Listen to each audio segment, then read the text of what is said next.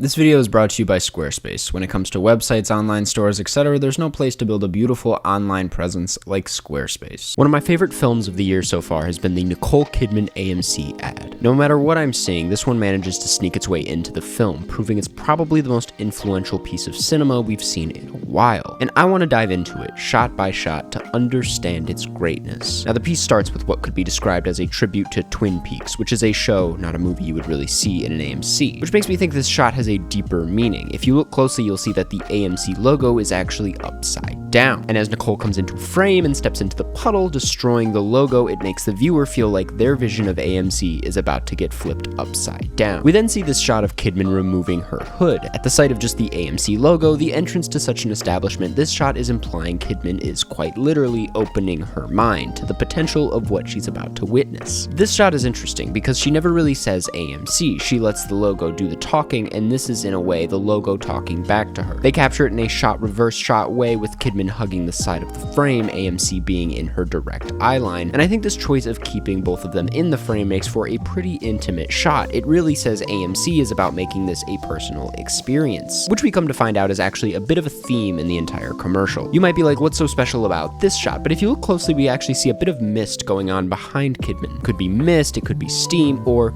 I'm thinking we're looking at ghosts. I think Kidman walking away from this sort of ghostly imagery is the film's way of saying she's walking towards new life, new beginnings at the AMC. This is a place where you can start over. Next, we have one of my favorite shots in the film, Kidman walking down the hall, and what I find interesting about this is that she's actually going down in numbers, which I interpret as two things. One, she's going back in time. The movie keeps her youthful. Remember that new beginning thing we talked about earlier. By going to the movies, Kidman is actually going back to her childhood. And two, it's delusion. Kidman has been here so many times that walking back to the entrance of the theater is actually walking back into another movie. It's a deadly cycle that she never leaves. Which takes us into the next shot as she enters one of the theaters. Now here's where the monologue is interesting. This is the shot where she looks to the camera and says, "We need that, all of us." Only for the camera to reveal that there is nobody else in the theater. I interpret this as yet another form of delusion. Kidman under the impression there are other people here when it is just her, which is the film's way of saying film can create a community out of literally nothing. This shot may be simple, but I think showing Kidman not using the handrail says she's got this here, she's in control. Next we cut to a wide shot of Kidman from the side still walking up the stairs, which is to imply that going to theater is like climbing mountain, which is said to be a form of achieving a higher wisdom. To reach peak consciousness, she's elevating her own mind. Now this one is interesting because she says the words as the lights begin to dim, as a light is behind her. If we do some basic math here, we can deduce that the light equals Nicole Kidman's mind, and her mind is dimming too. Going to the movies is a place where you can turn your brain off. The lights aren't the only thing that begins to dim,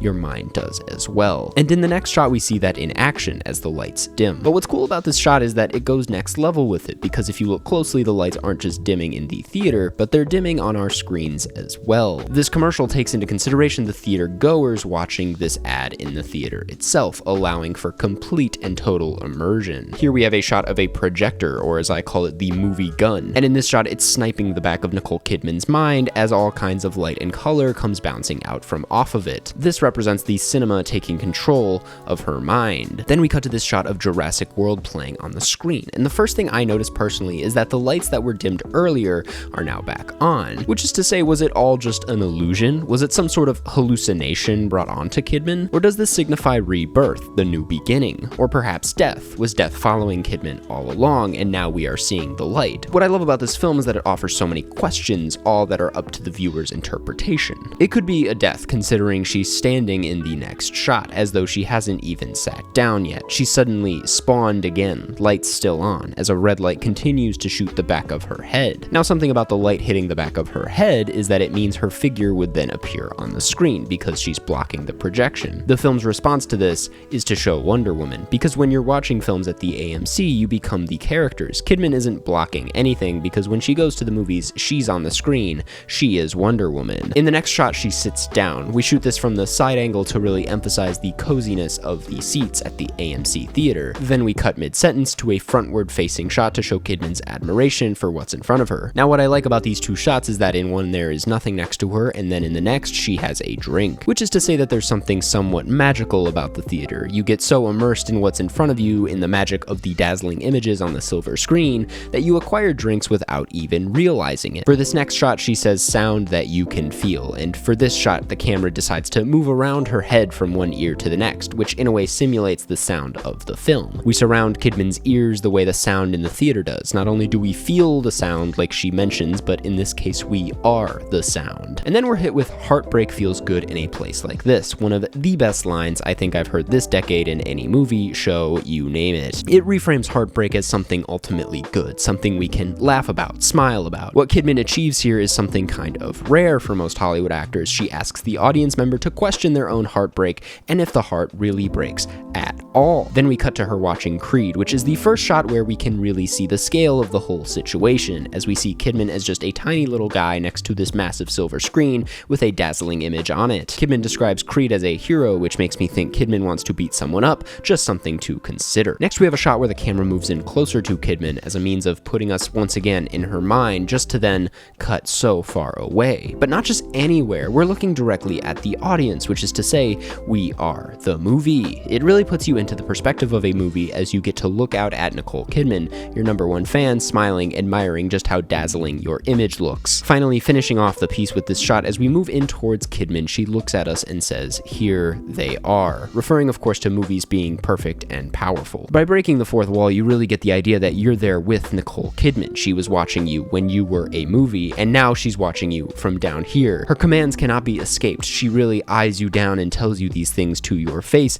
making it feel just that much more intimate. Making you feel like AMC just makes movies better. So that is my analysis of AMC ad Nicole Kidman. Thank you for watching, and before you head out, I want to thank this week's sponsor, Squarespace. Now, Squarespace, if you didn't already know, is a place where you can go online to build your brand, whether it's an online store, a blog, or even a portfolio. They have professional portfolio designs where you can create galleries for your work, as well as password-protected pages for clients. I love their video block feature, which allows me to showcase some of my favorite films and videos in a way that looks really nice. And they also have a built-in mobile web designer, which makes it so that any website you make will look great no matter what platform it's on, while still matching your style. The best part about it all is that if you go to squarespace.com/Karsten, you can get 10% off of your first purchase. So really, there's no reason not to give Squarespace a chance. So thanks for watching. Thanks for listening.